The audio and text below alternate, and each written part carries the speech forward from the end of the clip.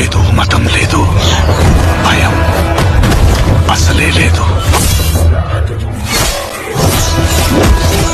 ధైర్యం తప్ప ఏమీ తెలియని కళ్ళల్లో మొదటిసారి భయం పొరలు కమ్ముకున్నాయి. ఎవరు చేశారు ఇదంతా? సానా పెద్ద కథ సామి.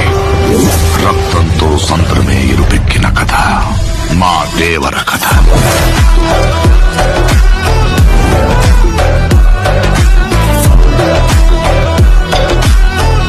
మనిషికి బతికేంత ధైర్యం చాలు, చంపేంత ధైర్యం కాదు.